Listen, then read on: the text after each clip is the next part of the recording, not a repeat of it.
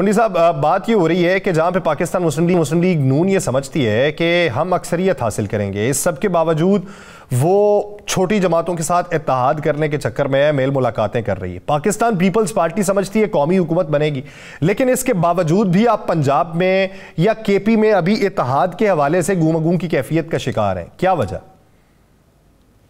बिस्मिल्लाहिर्रहमानिर्रहीम। देखें, ऐसी कोई बात नहीं है। पाकिस्तान पीपल्स पार्टी ने पहली बात की थी कि हम शायद किसी के साथ सीट एडजस्टमेंट, कोई पॉलिटिकल पर्सनालिटीज या जमातों के साथ सीट एडजस्टमेंट करें, हम कोई सियासी इत्तेहाद करने शायद न जाएं। और हमारा फोकस जो है वो इलेक्शन के बाद का इत्तेहाद है कि इलेक्शन के बाद हम जो है नंबर गेम्स के मुताबिक जो है हम सीट एडजस्टमेंट करें। और PMLN का अपना वो है कि उनकी अपनी ख्वाहिश है कि जो वो इत्तेहाद कर रहे हैं, जो भी कर रहे हैं, लेकिन पाकिस्तान पीपल्स पार्टी क्या है कि अपने मंशूर को लेके हम अपने अवाम में जाएंगे और अपने कैंडिडेट्स के जरिए जाएंगे और कई सीट एडजस्टमेंट होंगे। बाकी जो है वो इलेक्शन के बाद की बात है। सरदारी साहब के साथ ANP के रहनुमाओं की मुलाकात हुई है और तमाम TV चैनल्स पे भी चली है और उनमें कुछ सीट एडजस्टमेंट के हवाले से भी बातचीत काफी हद तक मुकम्मल हो चुकी है।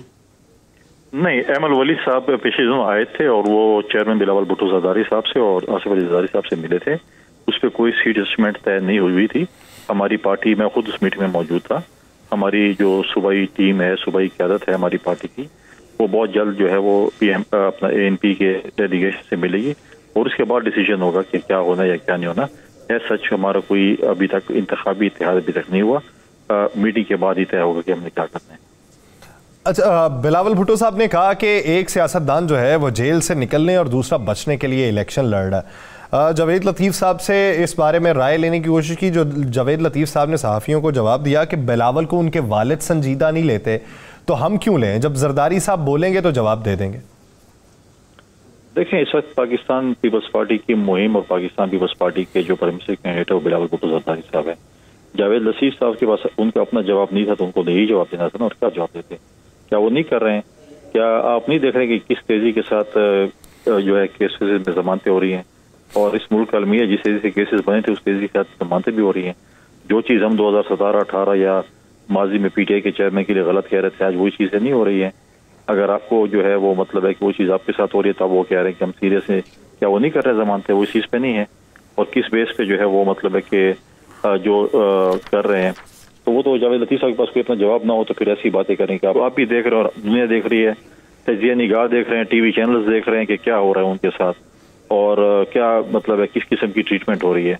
तो आप सब देख रहे हैं। उसमें अगर जावेद लतीफ़ साहब में सीरियस है न ले, वो तो उनका अपना मैटर है। वो तो पहले अपने मामला सेट कर लें कि उनके अपने मामला उनकी पार्टी के अंदर कैसे चल रहे हैं, किसको जिस तरीके से उन्होंने हमजा शहबाज के साथ जो है वो जुल्म की अपनी हुकूमत में जो है उसको चीफ मिनिस्टर बनाया और फिर इलेक्शन हारे और उसके बाद उसको हटाया गया। तो मतलब है कि चीज़ें जो है अपनी मामला पहले ठीक कर लें फिर दूसरों के मामला पर डिस्कशन करें।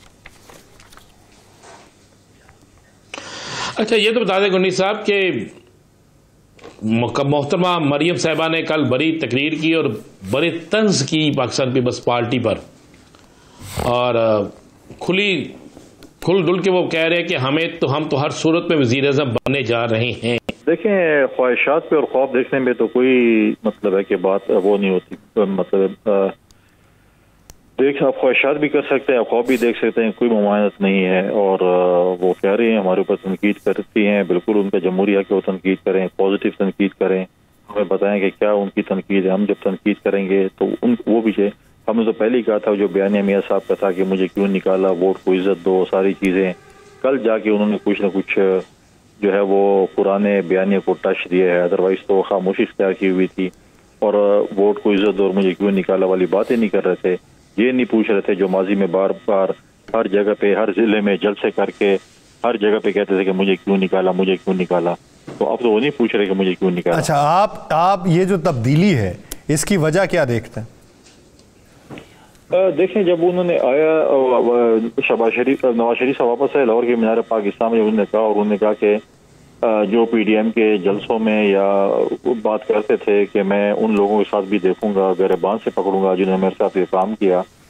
तो जब लाहौर में हुआ तो उन्होंने कहा नहीं, मैं तो उनको माफ़ कर दिया है और मैं अल्लाह पे ये फैसला छोड़ता हूँ। चलो, उनका ज़ाती मसला था वो तो उन्होंने छोड़ दिया जो है उन्होंने अल्लाह पे।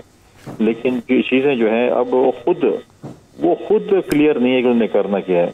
पहले वो ये बातें कर रहे थे और फिर कुछ उनके लोग कह रहे थे कि हमारी बात हो चुकी है, हमारा मैच फिक्स हो चुका है और कल फिर अपने बयानी को चेंज किया है, तो कंफ्यूजन का शिकार है कि हमने बयानी कौन सा लेकर जाना इलेक्शन में, क्योंकि अवाम में तो वो जा नहीं सकते। आज तक तो अवाम में वो गए नहीं है, बैसाखियों की तलाश में कभी कराची दौड़ रहे हैं, कभी कोटा दौड़ रहे हैं, कभी पेशावर दौड़ रहे हैं।